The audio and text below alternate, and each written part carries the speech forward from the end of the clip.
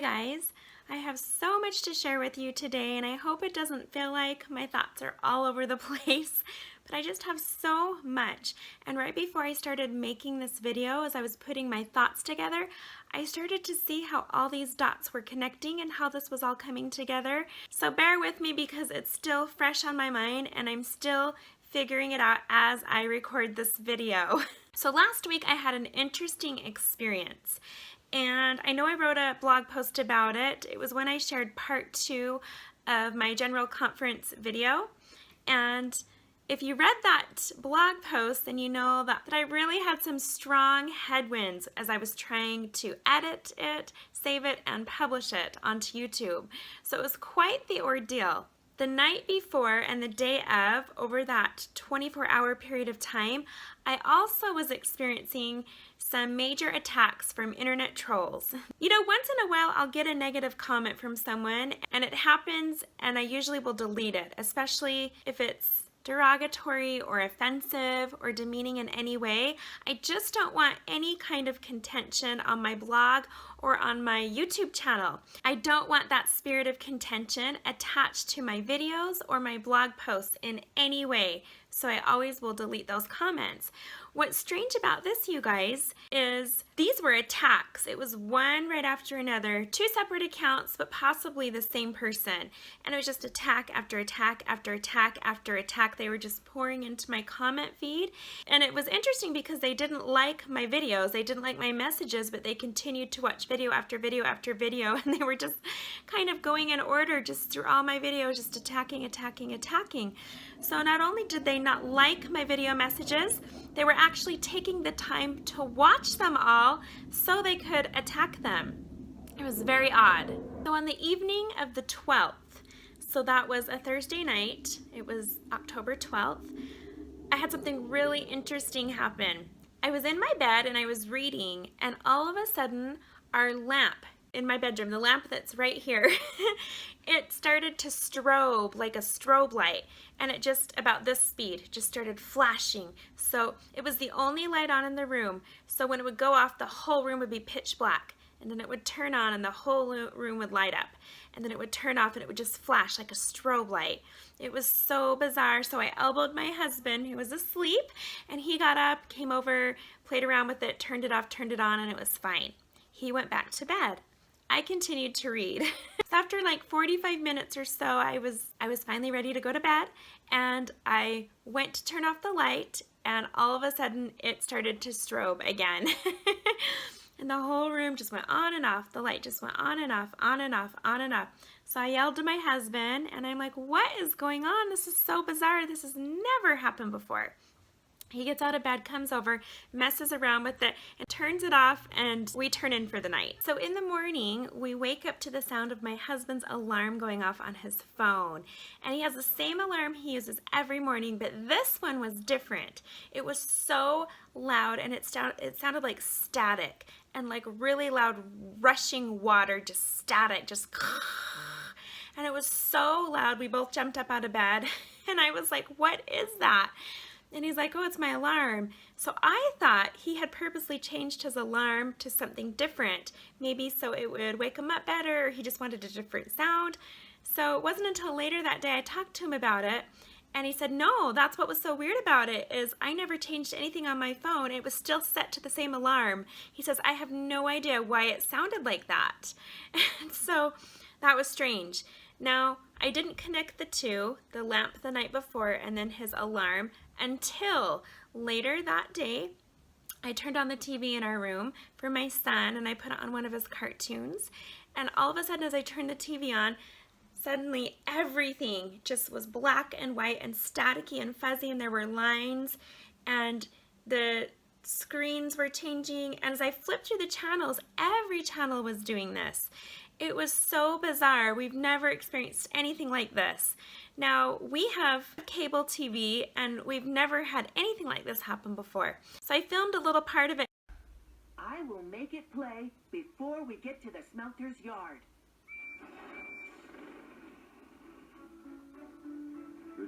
and sent it to my husband. I texted him and I said, "What is going on with the TV?"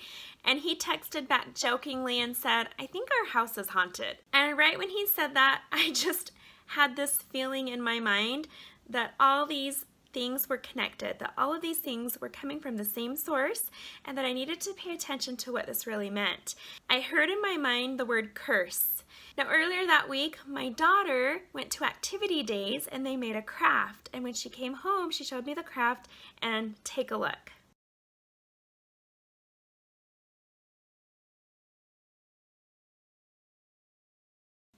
Yes, it was a witch hat. Remember when I had the witch hat stamped on my hand, what happened? She didn't want that in our house. She set it out by the garbage out in the garage, right outside my bedroom door. And this was the night before. So I started to wonder, maybe there's a curse energy attached to this witch hat that she made. So we're trying to learn from this. Then I went to finish editing my video so I could upload my conference video.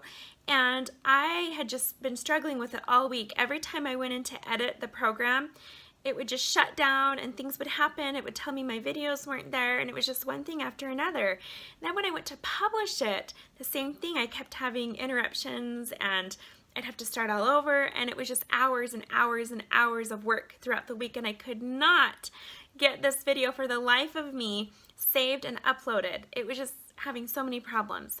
But it was between the evening of the 12th into the day of Friday the 13th when all these things were happening, and I started to slowly connect the dots. That morning I could not get the video to upload, and I thought, I don't know what else to do. I shared these experiences with someone else who also felt, I think there's some kind of a curse going on. So I'm lining up the events in my mind. My daughter brings home a witch hat. We put it out in the garage by the garbage. I have this crazy curse energy in my house. And it's all affecting electronics, which is communication. Everything has to do with communication. Computers, TVs, electricity, the lamps, the cell phone, everything. Everything's going crazy. And it was all connected. So I had another person tell me, I'm getting this feeling it has to do with an interruption of communication. Well, I thought about this, and what was I trying to publish that day? I was trying to put out a video with all of my thoughts about conference. It was a very inspiring message. It was a message of the Spirit that I wanted to share. It was something I wanted to communicate to you that had been communicated to me through the Spirit.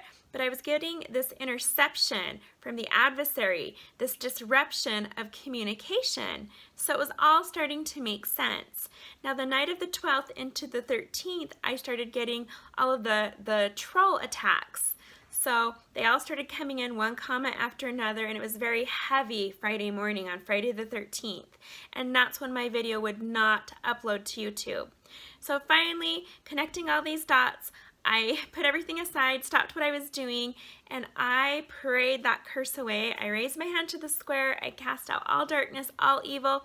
I cast it out of every electronic device in our home, every electrical outlet, every wireless connection, transmitter, portal, everything in the house that I could think of. I blessed it and I cast out the darkness and the evil. After doing that, everything stopped, you guys. In fact, my husband even got a new cord for the TV and everything's working just fine. The lamp hasn't had any more problems. He even put a new light bulb in it. His phone alarm is back to normal, and I was able to smoothly and successfully upload my video to YouTube that day. So I wanted to share that with you because curses are real. This energy attached to curses is a real energy. The adversary is real. His tactics are real. His tools are real. He even uses people on the earth, just like us, who are serving him to do his work and cause harm towards us. He does this. This is all real, but we're so oblivious to it and we're so ignorant to it. We don't think about the impact that this has on us. We don't think about these things happening. We just dismiss it as, oh, well, maybe I need to get a new computer. Maybe I need to get a new TV. In fact, what's so crazy, I forgot to share this part with you.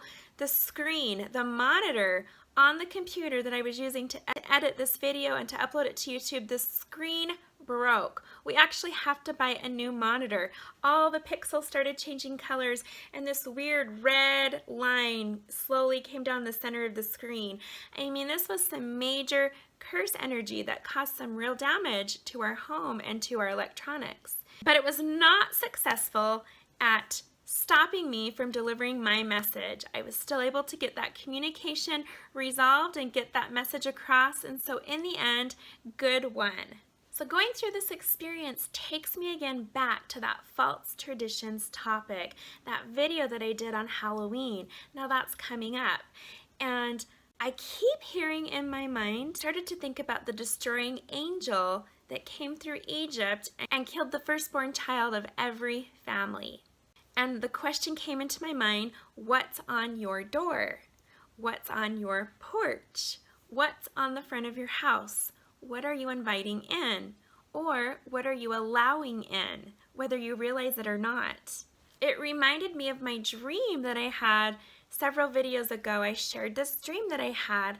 I was shown Utah in the future, and I don't know how many years in the future, but I felt like it was during the millennium, and I was shown people's homes, and I was shown a picture of Christ on their doorway, right next to their front door and right over their garage door.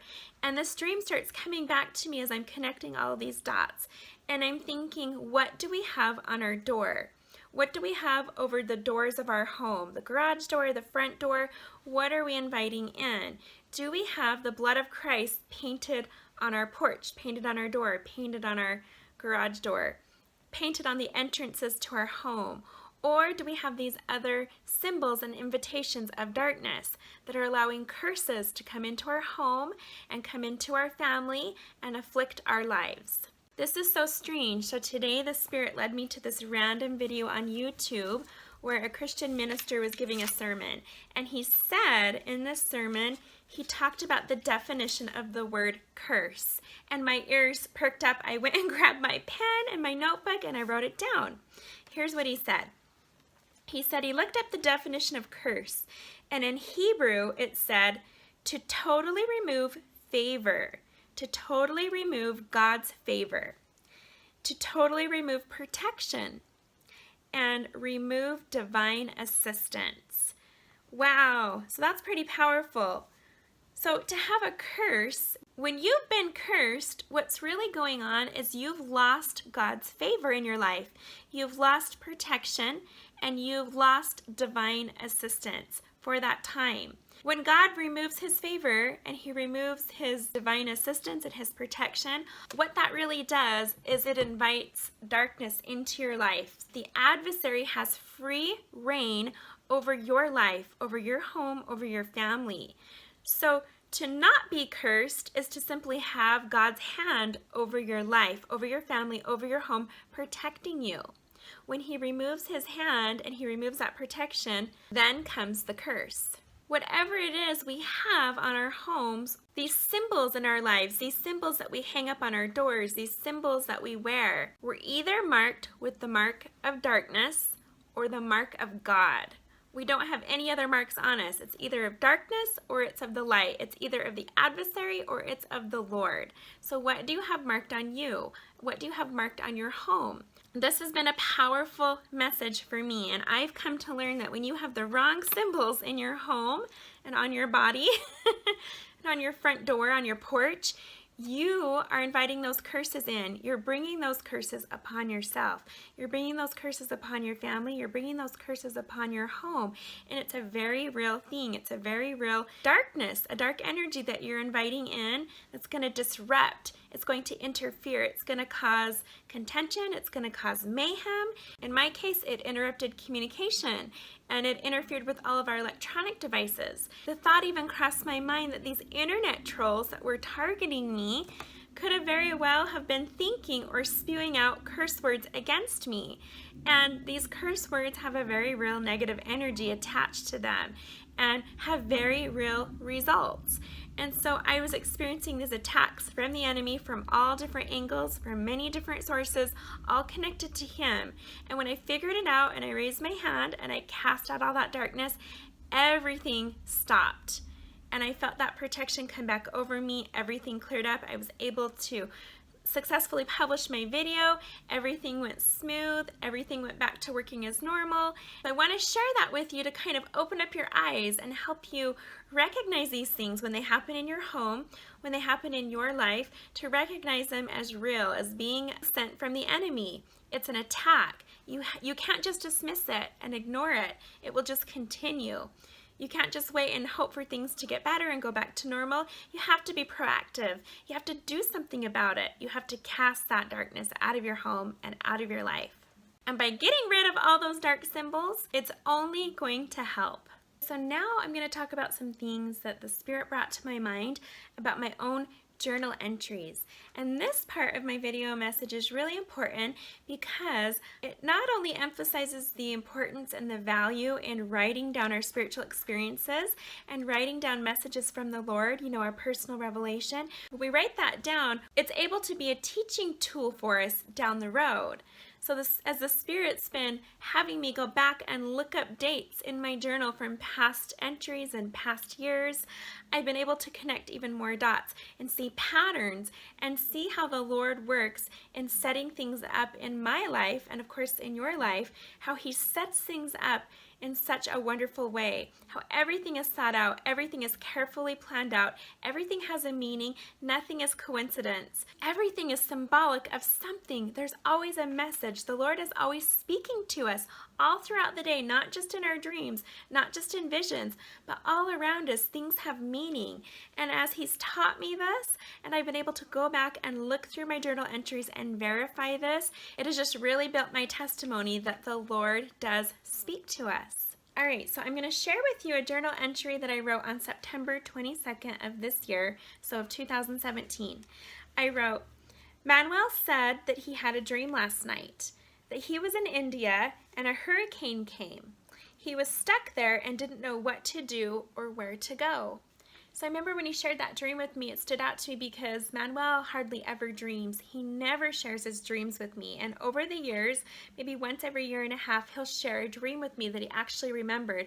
And every time he does that, it always has a profound meaning. It's almost prophetic. So I always write down his dreams because even in the moment, if I don't know what they mean, I've come to learn from our own experience that down the road, it will have meaning and it will make sense. So I wrote this down and I wanted to ponder on it. And then I wrote below that, today is the anniversary of the Layton tornado, 1 year ago today. And I think that's because it popped up on my Facebook feed. It showed that I had a memory that a year ago on September 22nd I had posted about the Layton tornado. Now I found it interesting that I wrote that down in my journal because the very next entry is September 23rd. Now we all know what happened on September 23rd because I did a video about it. So go back and watch that video if you haven't seen it and then revisit this one. But it was the day that the sign in Revelation 12 was fulfilled. Many people believe that. Many people strongly feel that way. I know I do. I believe it truly was a sign that the day of the Gentile had come to an end. So what's interesting now is on that day, you know, there were a lot of people who thought it was going to be the end of the world. They called it the end of the world. In fact, here's a story that kind of just got swept under the rug. It kind of went under the radar, and I didn't think much about it at the time, but now looking back, I feel like it's very important, and I want to talk to you about it in conjunction with this message and this journal entry. So on September 23rd, if you're not familiar with this story, in California, in Orange County, people were watching TV and their TV sets were interrupted with an emergency alert from the emergency broadcasting system. Now, this alert went off everywhere. It was a very real alert. It was a planned alert. What's interesting is what followed. So as the alert went off, it was followed by this. It was a man's voice saying, "Realize this, in the last days, extremely violent times will come." The term means hard, harsh, hard to deal with, vicious, dangerous, menacing. Man will be self-lovers. And then it kind of just faded out. And there was a little bit leading up to that too. They were able to pinpoint whose words these were. The first recording was a man who had called in and it sounded like he was in a panic. And it was from a recording back in 1997 from a radio show. And then the other was a man who is a Christian minister. And it was just words taken from one of his sermons. And so somehow these two messages were brought together. They interceded this emergency alert broadcast. Well, then after that it ended, and all these people were left wondering, what in the world was that? And it happened on September 23rd.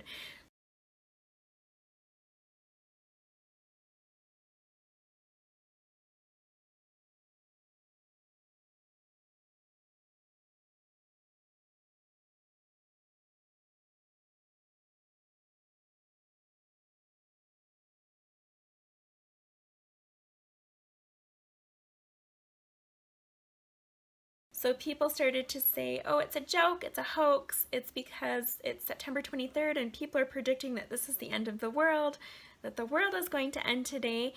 And looking back at that, from what I've come to learn about the Lord, that He works in mysterious ways, and His ways are not our ways, and I really feel like whatever that was, we really should pay attention to it, because here's what's interesting. They interviewed the people of the cable network. It was Spectrum Cable, which is a cable company out of California.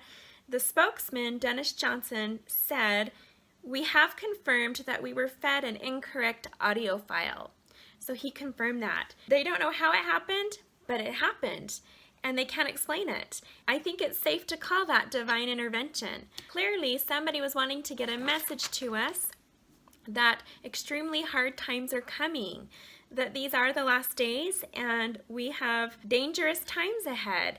And I thought it was interesting that the last words he said before it faded out was, in that day, man will be lovers of himself. Men will be self-lovers. And I think it was letting us know that we are in that day. When I hear end of the world, I don't think of the world exploding or blowing up or, things that we see in Hollywood. To me, it's the end of a way. It's the end of the way of the Gentile. It's the end of Babylon. It's the end of the old way and entering into the new. And I feel like that's what happened on September 23rd. It signified the end of the day of the Gentile. It signified Babylon is coming to an end. We're preparing to usher in this new world. We're preparing to usher in the millennium. We're preparing for this new way. So we have to get rid of the old in order to bring in the new.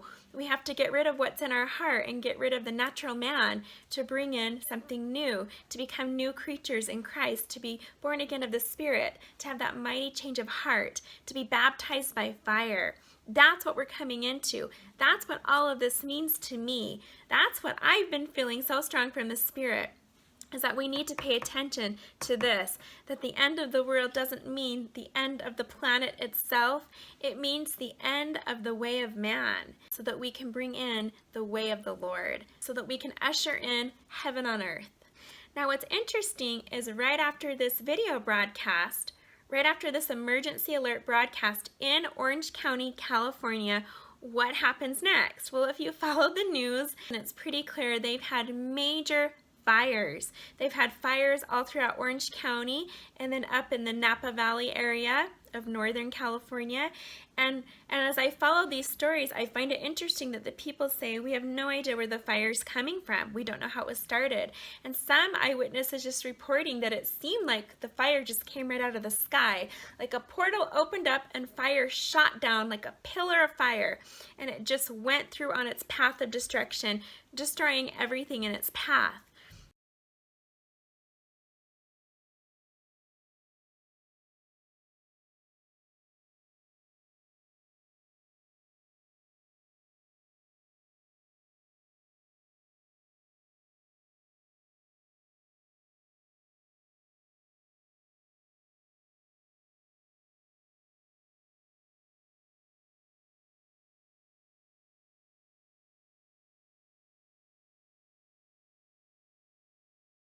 So I saw a story out of Deseret News that was very inspiring. It was very beautiful. I was very much touched by it, so much that I shared it in a blog post on my blog, so you'll have to go check that out. As I was reading that story, it was about a ward, an LDS ward in California who experienced these fires, and I believe it said 15 of the members of that ward lost their homes. They interviewed a member of that ward, and here's what he said. He was talking about the flames, and he talked about how as he recalled as a child burning up dry Christmas trees. It always had like a yellowish, whitish glow to the flames, and it was just comforting and warm.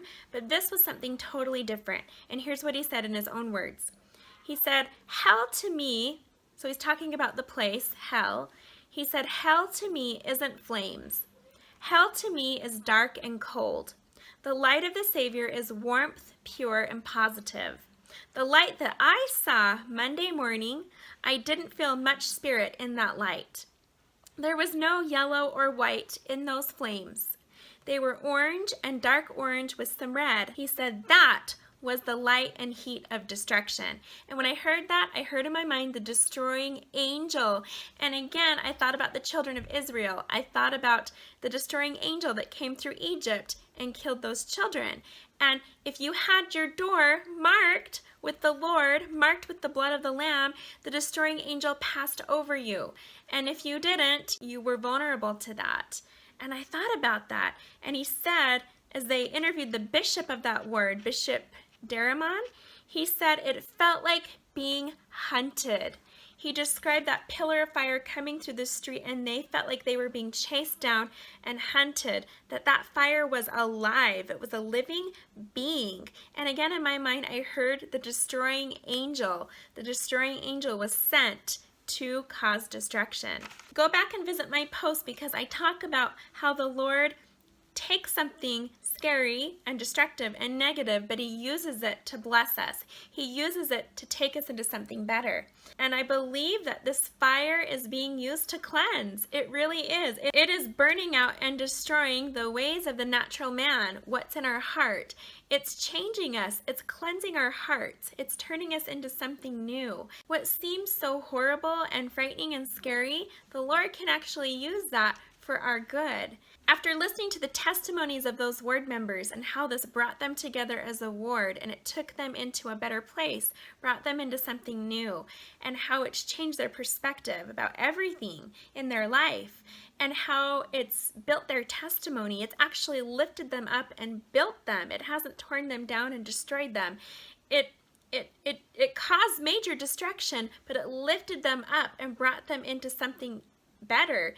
It built them up. So something that was used to destroy was also used to build. So go check out that blog post of mine. It's powerful. So I think as we pay attention to the things that are going on, things that aren't adding up, things that don't make sense, like the fires in California and the Las Vegas shooting, all these different events that are happening in the news, have groups of people saying things don't add up, things aren't making sense. Fire doesn't melt things this way. How come these fires are creating destruction like we've never seen before, and how come they don't know the cause of the fire? And how come with this shooting we don't have all the facts and this and that? And what I keep feeling as I hear that is I feel like as the Lord moves his hand of protection and curses come in and afflict the land and afflict the people, he uses that to our benefit. I believe there's divine intervention involved in all of these events. I believe that nothing's a coincidence, and we shouldn't just disregard these as just fluke things happening or fate. I really believe that sometimes God uses the plans of the enemy to help further his work. And so he can take something horrible but use it for something good. And I believe that's what he's doing for all of us. I believe that his hand is involved in this and that he's bringing us into something better. But it can go either way. If our hearts aren't in the right place, it's going to tear us down and destroy us. But if we're trying to get our hearts in the right place, it's going to lift us up into something better. It's going to build us. So that's what's happening right now. That's what was ushered in on September 23rd. We're entering into this new phase, and we're going to see things happening. It's just going to happen more and more and more, and we don't need to be afraid. We don't need to have that spirit of fear, because if we're afraid, that means we don't have any faith. And that's where I'm going to take the message next, is into faith. Okay, so I'm going to read to you my journal entry from September 23rd. Today is a significant day. It's the fulfillment of Revelation 12. The woman in travail.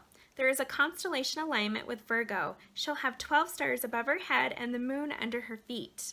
2 days ago while praying, I had the thought to sprinkle salt around my property. It was so strange. I've learned not to wait for witnesses to a prompting. I felt it was to be Himalayan salt and I was to bless it. I found an old jar of pink Himalayan rock salt in my cupboard. Yesterday, when Tatum and I were the only ones home, I blessed the salt and then sprinkled it all around my property and my home, then inside the house, in all four corners of every room. After this, I felt impressed to learn about salt. I felt that there was a significance of Lot's wife turning into salt. I know I talked about that in my false traditions video, as we don't want to be like Lot's wife. We don't want to look back and have our heart in Sodom and Gomorrah and have our heart in Babylon. We want to be able to look forward, trust in the Lord and His ways, and never look back. I felt there was a significance of Lot's wife turning to salt, the sea by Sodom and Gomorrah being all salt, and even the Great Salt Lake being all salt. I learned that there is even a salt covenant among the Jews. You'll have to Google that. Salt is a cleanser and a purifier. It's used to purify water, to cleanse the body. The Jews had to salt their meat before the blood coagulated, so the meat could be purified. Could someday the Great Salt Lake flood Utah and cleanse the land? In superstition, people toss salt over their left shoulder for good luck and to ward away evil. And even in pagan practices, people salt their doorways and homes to protect from evil. So I found this really interesting, all these connections to salt throughout different cultures, throughout history, how salt really has cleansing properties. It is used to cleanse. And I did think it was interesting that Sodom and Gomorrah, being the most wicked cities of that time, that area today is surrounded by salt. It was cleansed, and we know it was destroyed by fire, but we also have the salt. So I've been thinking lately about the things that God uses to cleanse: water, salt, fire. I thought about the Great Flood. I'm kind of noticing those patterns today with the flooding that we had. We had major flooding with the hurricanes and the rain, and then we had all the fires. And around that time in my journal, I felt impressed by the Spirit to salt my property, which is so strange. I've never done that before. I've learned not to question why and just to do it. So that's what I did, and I just felt impressed to share that in today's video message.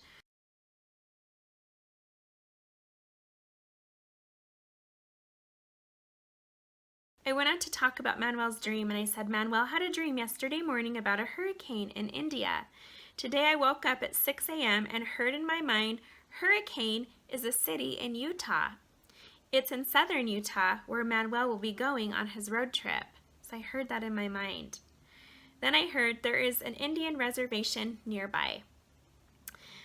I wrote, I felt that an event or a natural disaster could happen while Manuel, Gabe, Marcus, and Walter, his family, are on their road trip. It may happen when they pass through that area. If Manuel tries to be independent, and rely on himself for guidance, he will be afraid.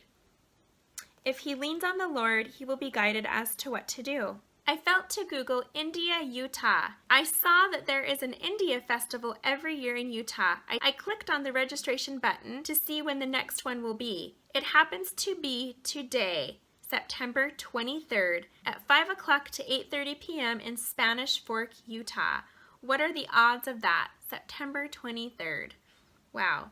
So now I'm going to go on to my October 3rd journal entry. So I wrote, tonight Manuel and Gabe are in Hurricane, Utah.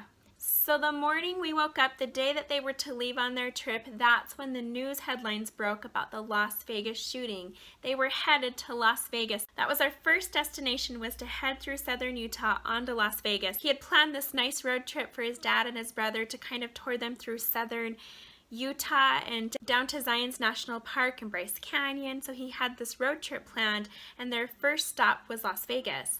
And so it happened to be the day that the news broke about the Las Vegas shooter, and everything was shut down in Vegas. And that's when the meaning of his dream was starting to come back to me, that I felt that something was going to happen while he was there. And I remember him texting me and calling me, and he said, it's so weird, everything's shut down, I don't know what to do, I don't know where to go. The plans that we had, the shows that we wanted to go to, the places that we had tickets for, everything's been shut down, and the only things that are open are the restaurants. He says, I don't know what to do, I don't know where to go. Now remember, that's exactly what he told me that he said in his dream. He said He was stuck and he didn't know what to do or where to go. One of their stays was in Hurricane, Utah. He actually had booked a hotel in the town of Hurricane, Utah. And so that was really interesting. I know this sounds crazy, but prior to his dream, I had never heard of Hurricane, Utah. And I live here. So I found that really interesting, and the Spirit had impressed that in my mind, that Hurricane is a city in Utah. This has to do with something. There's a message here. It has to do with something that's going to happen while Manuel is on his trip.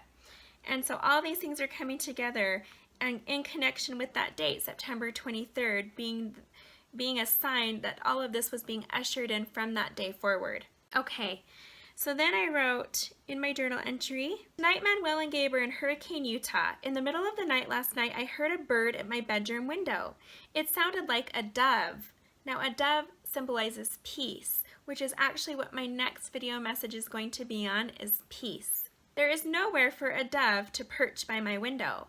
It was so loud, it made a call that sounded like my daughter's voice. I felt the need to count the number of coos. After 13, it stopped. And it was so loud, it sounded like it was in my room, and at first I thought it was one of my children, but they were all asleep, and I could hear it coming from right here from this window. So after 13 coos, it stopped. It then made a tap at my window, at which time the light on the TV began flashing and lit up my whole room. So this blue flash lit up my whole room, and it was just... It was so bright. The tap was very distinct. It sounded like this, like that, and it flew away. So I looked this up the next day, and I wrote, "A bird or a dove represents a spiritual messenger. The number 13 means you are in for a big turmoil, and you should brace yourself for the event. If you accept these disturbances with poise, your spiritual strength will be enhanced enormously." Okay, that was so strange.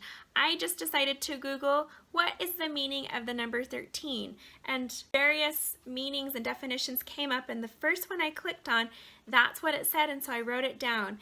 And I remember texting this to my husband while he was on his trip, and I told him about this bird and the number 13 and how it meant that there's turmoil coming and I needed to brace for it, but if I handled it well, my spiritual strength would be enhanced enormously. And so he thought, what are you saying?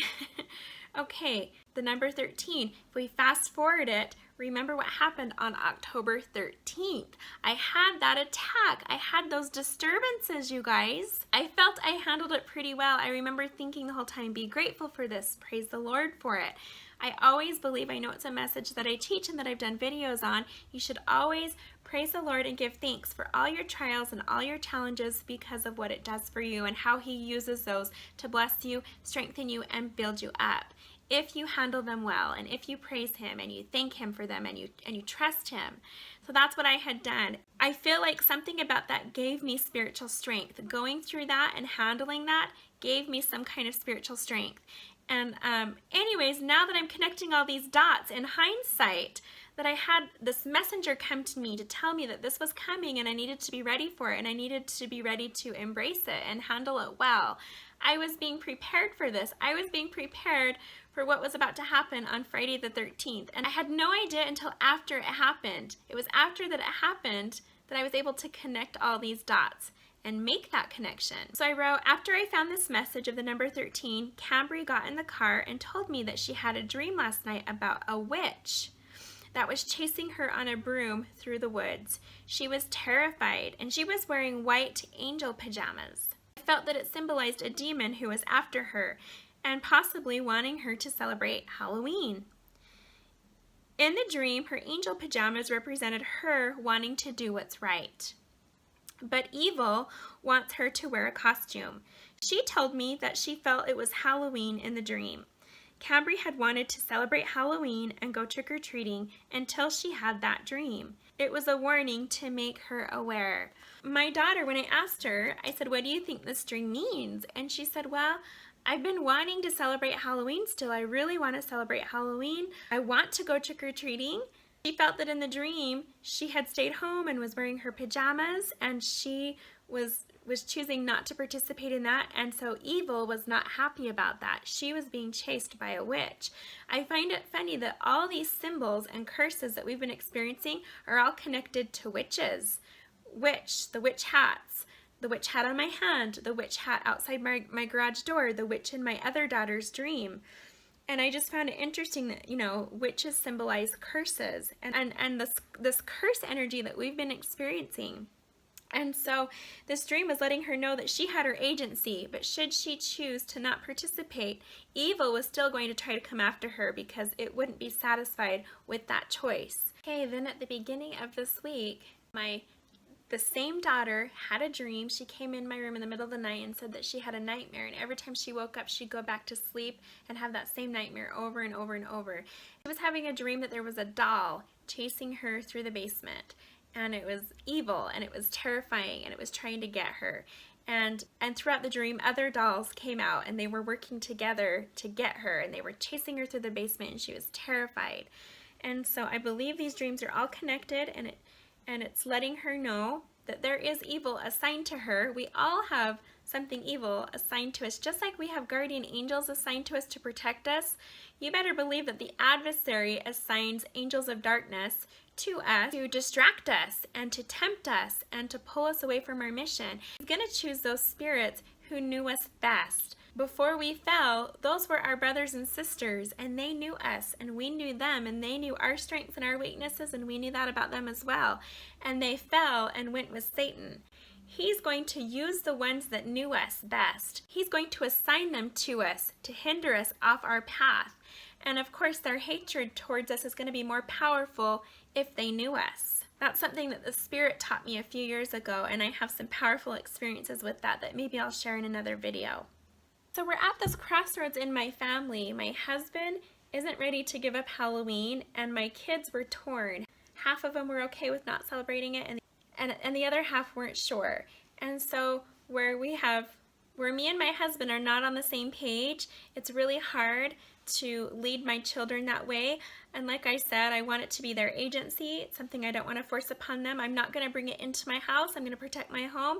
But if they choose to go out and participate on Halloween night, they've seen my video. They know how I feel about it. They know what the Spirit has been sharing with me, as does my husband. But if they choose to participate, they are vulnerable. So we have this real struggle going on in our home. I feel one way, and the Spirit has given me that revelation, and so I'm sticking to it. I'm choosing to obey the Spirit and what the Spirit has told me. My husband and my kids feel another way, and they're wanting to go with him and go out and participate. So he went and he bought them costumes. He wants to take them trick-or-treating, and I am going to pray. I'm just going to pray for them. I know that they're going to be vulnerable, and I know that they're going to be accountable because I've shared this with them. I've given them that warning that the Spirit gave me. This is a very real struggle that's going on right now within my own family, within my own home, and I believe that's why my daughter has been having these dreams. And now I'm going to read my journal entry from October 12th. So this was the evening when everything started happening in our home, and Friday the 13th was the following morning when everything manifested fully, and then I cast it out of my home. The Lord has just taught me, instead of praying to see me, pray to have the faith to see me.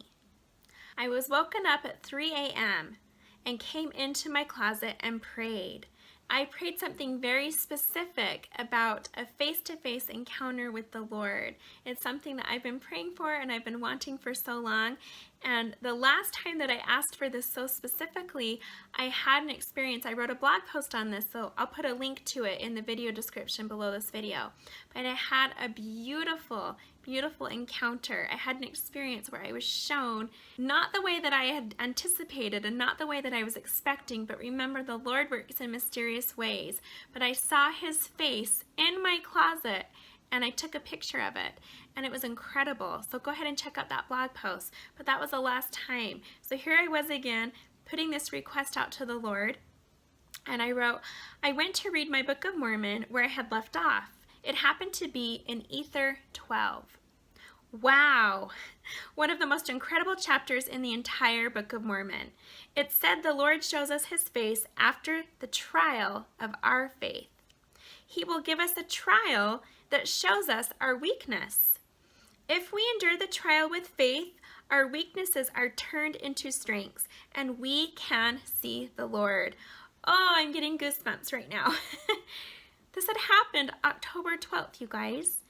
And then the next day, October 13th, I had that trial. I had that trial happening Thursday into Friday. I had that attack from the enemy. I had that turmoil that the messenger that had come to my window had warned me about. And remember, when I looked up the definition to the number 13, I had the 13 coups at the window. I was told that a trial was coming, that turmoil was coming, but if I endured it well, I would be strengthened. Wow, this is incredible. And then that's what it said in Ether 12. It confirmed that very message. As I've pondered on this, I've reflected on my life to detect if I've had my own trial of faith. I guess this is what people refer to as our Abrahamic trial. The greatest trial I have gone through was a couple of years ago when a neighbor turned on me.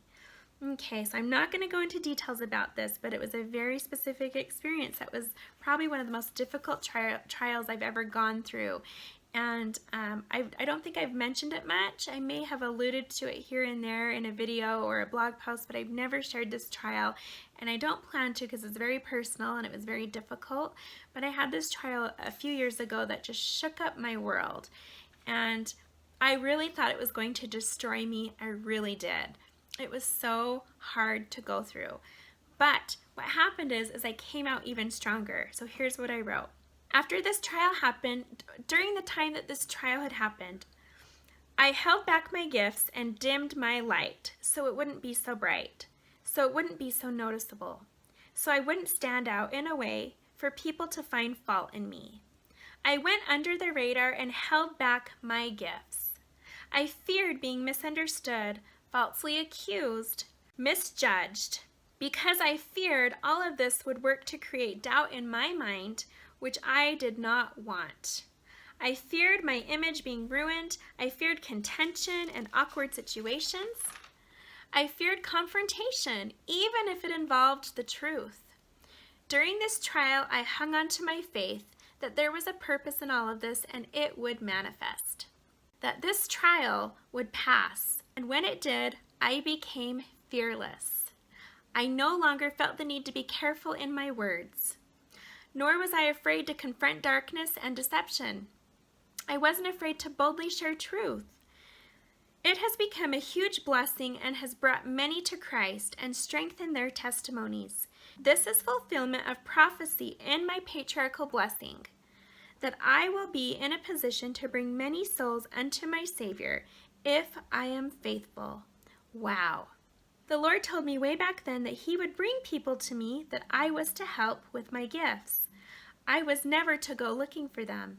This I did, and when I felt it had backfired on me, the Lord actually used it to be my greatest blessing. Had it not happened, I would not be the fearless daughter of God that I am today. Okay, that's just powerful. Now that I have recognized this trial, me giving up my gifts and holding back, I feel that I have proven faithful. I was called and now I have been chosen. I remember before that trial happened, the Lord told me, I will bring people to you that you're supposed to help with your gifts. Don't ever go looking for people. Don't ever advertise your gifts. I will bring people to you.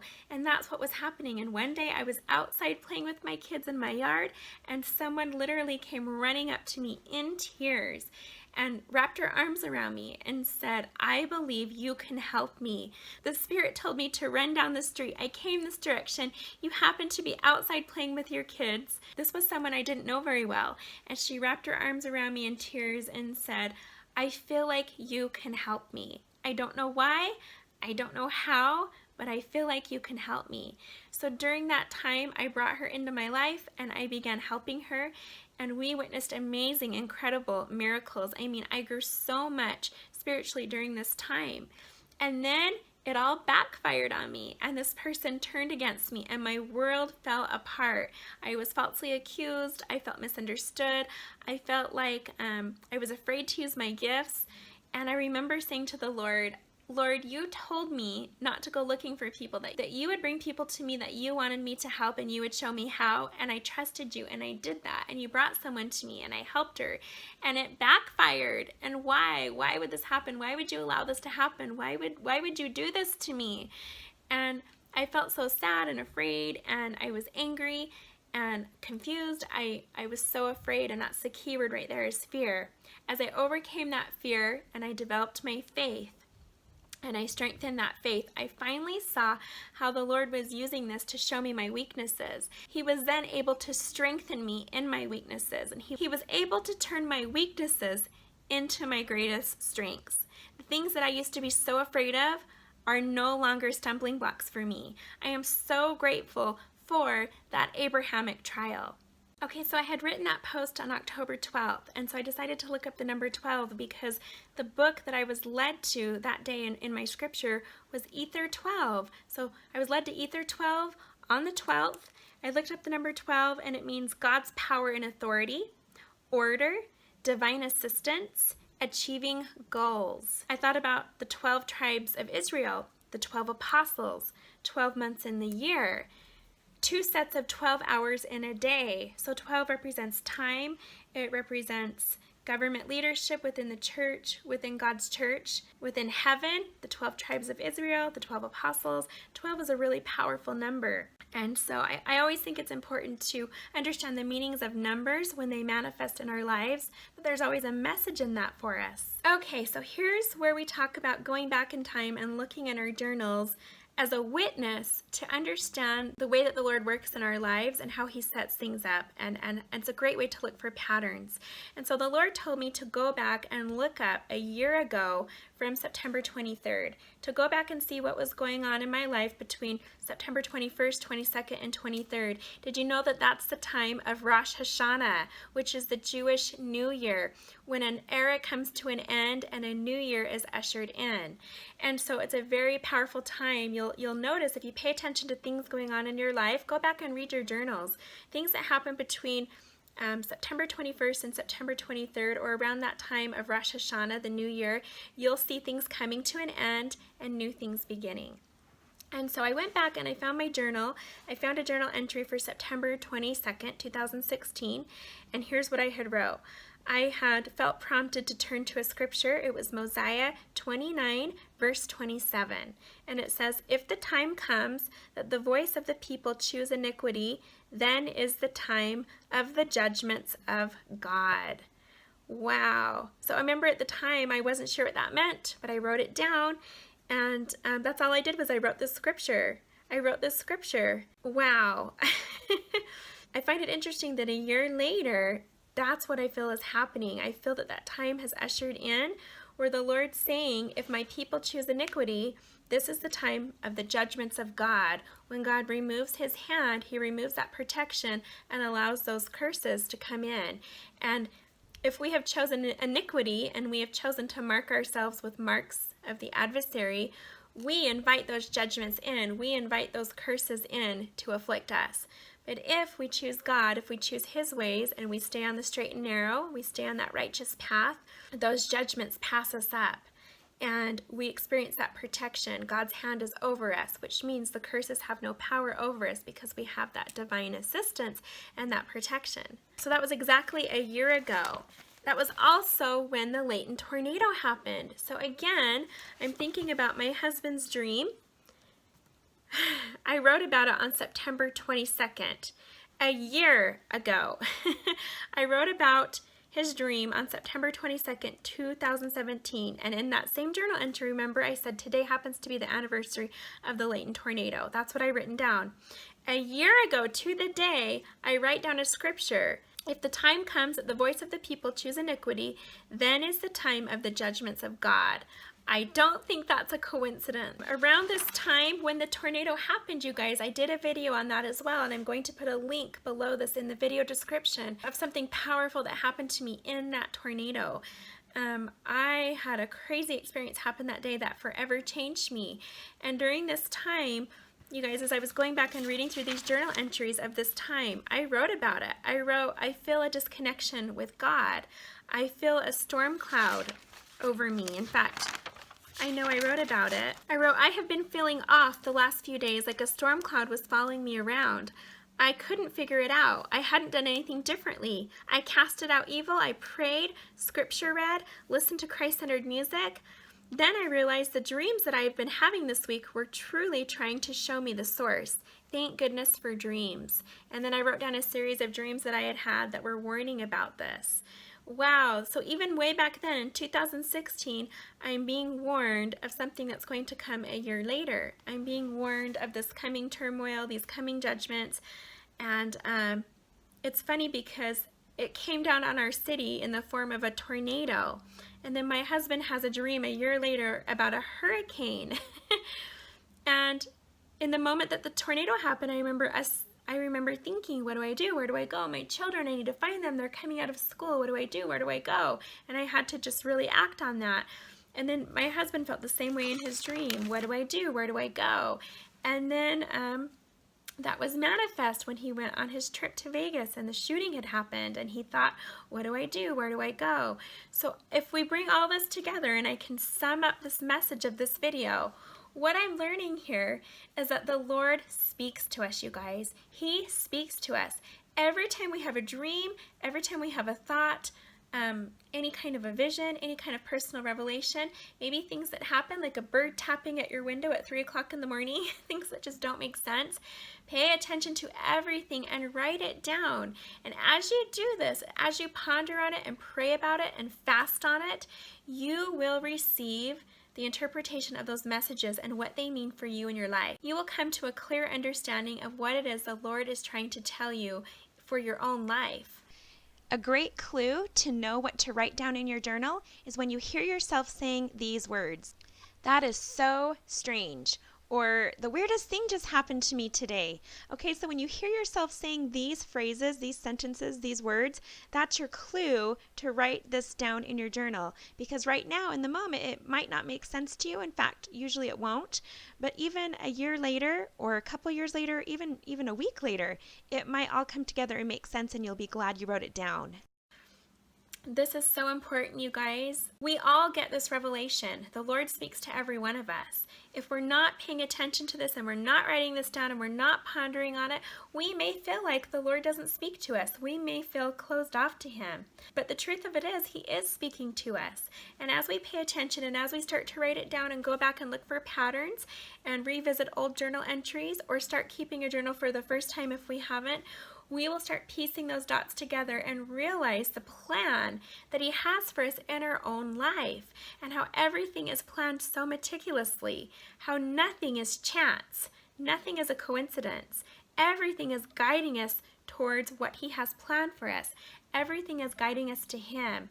Everything is guiding us to step into His light, to be built up into something better. And so that's the message that I'm getting right now, is that we need to start doing this. We need to start being more in tune and more aware of the ways that He's speaking to us. We need to document it, write it down, pray upon it, fast upon it, feast upon it, and be taught by the Spirit what it is that the Lord would have us know at this time for our lives right now. And as we do that, we're going to be taught quite a bit. We're going to step into places that we never imagined. We're going to step into roles that we never could have envisioned for ourselves. And the Lord is going to use us as instruments in His hands to fulfill our missions in these last days. You know, I just keep seeing this pattern that the Lord is removing His hand, and as He does that, these judgments are coming into the world. But depending on where our heart is, our body is a tabernacle, just like our home, just like the temple. What we have written on our heart and marked on our heart will determine what we invite in. Are we inviting the Lord in, or are we unknowingly inviting the adversary into our heart, into our body, into our lives, into our minds, into our souls? And if we are, that will be manifest. But if we turn our hearts to the Lord, He can even take those dark moments and those trials and challenges and tragedies and turn it into something good that's going to bring us to Him, that's going to turn us into something better, that's going to change our hearts. So we need to be grateful for this, not be afraid of it, not fear it, not walk away from it, not turn our backs on it. This is what was meant by the end of the world, the end of the carnal man, the nature of the flesh, right? And taking us into something new where we become more spiritual and we hunger for that spiritual connection. We hunger for that spiritual communication.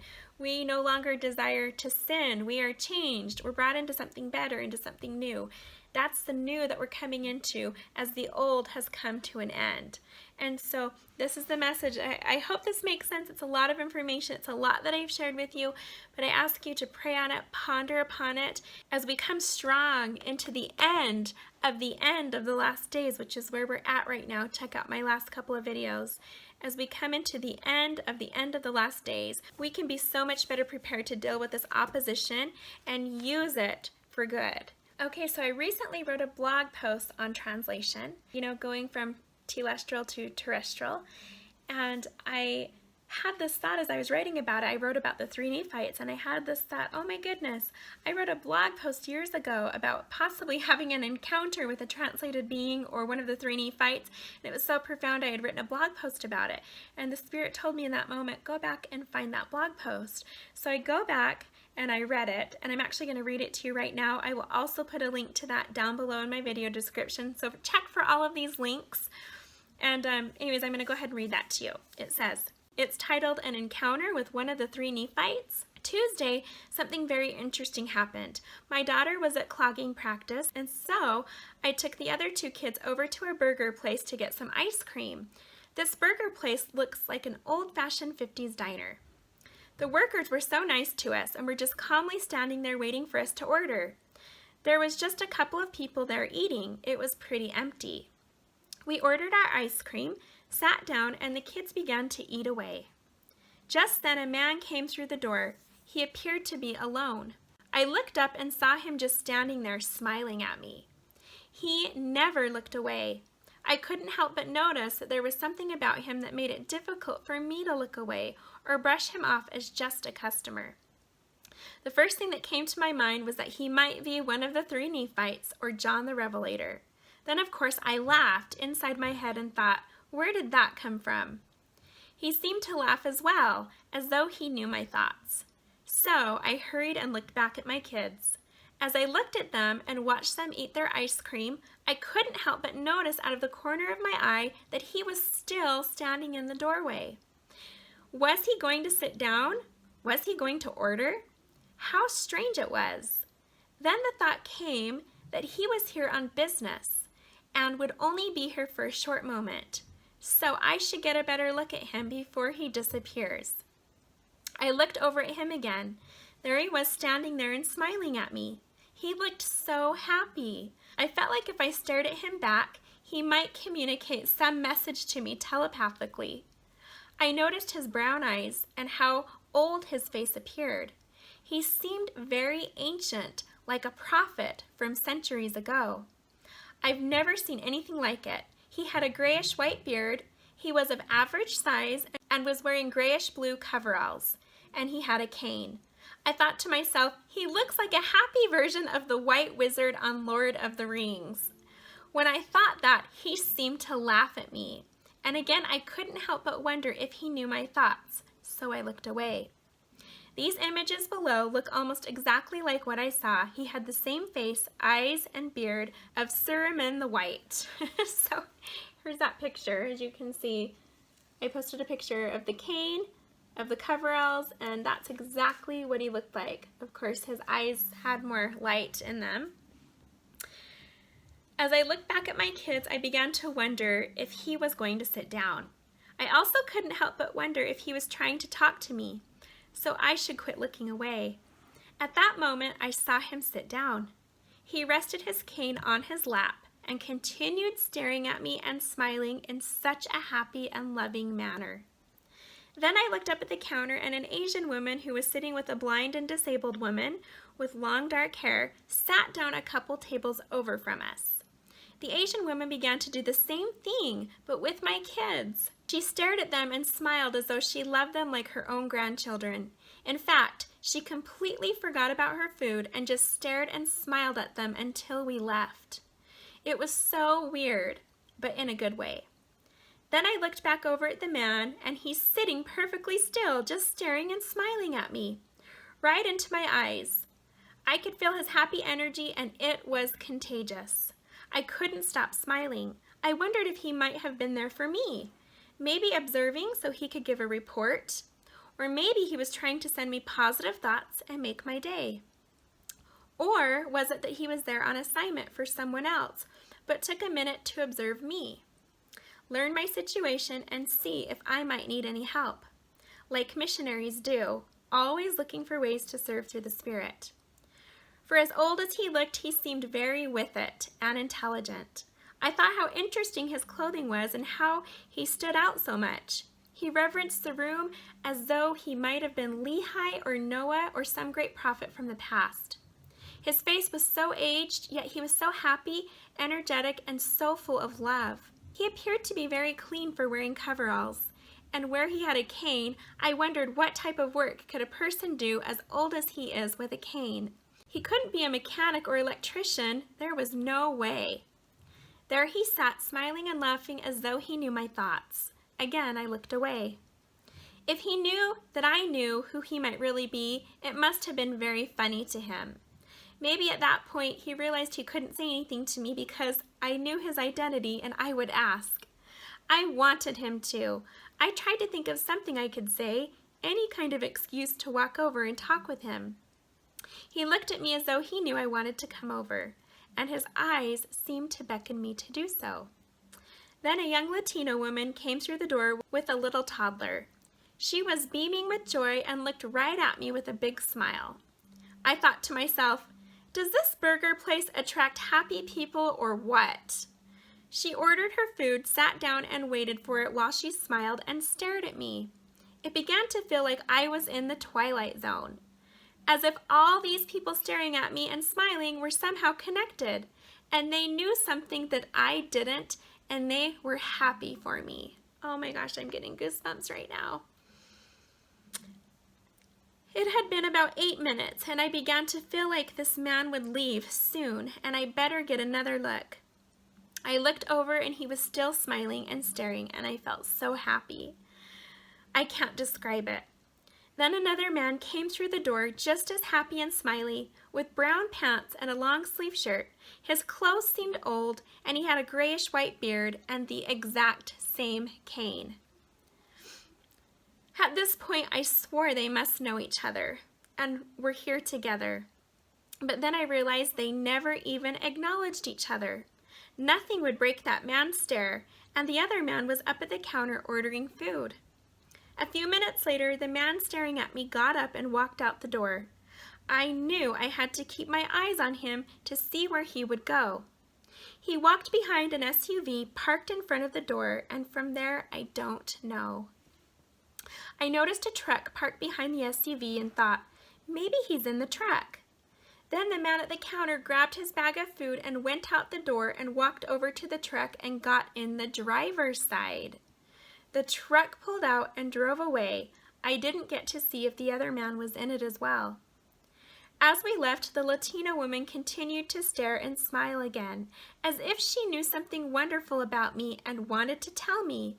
So I said hi, and she said hi back. The rest of the day I wondered about it. I thought, if it was who I think it could have been, are they allowed to drive trucks and order food at restaurants? Then I thought, why not? Curious, I went online and began to search for other people who may have had similar experiences. I found this page that blew me away, so I posted the link. As I read these descriptions, I got chills up and down my arms, especially this description. Quote, the stranger was of medium size, dressed in a grayish-blue suit, and wore a grayish beard, some 3 or 4 inches long. He looked very intelligent and clean. His voice was soft and mild, and his eyes penetrating but beautiful to behold.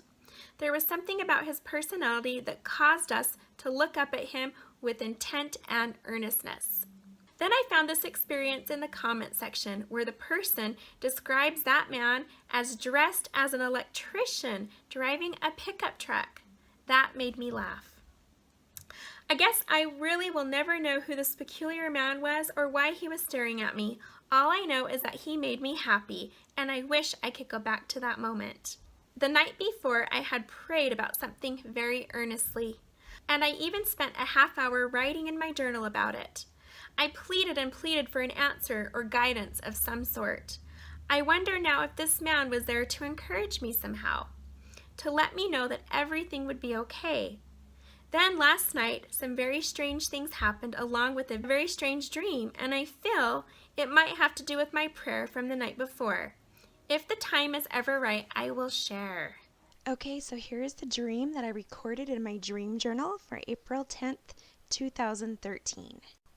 It says, I noticed that things were happening in Cambry's room that I was blaming on her, like spills and messes with water and things.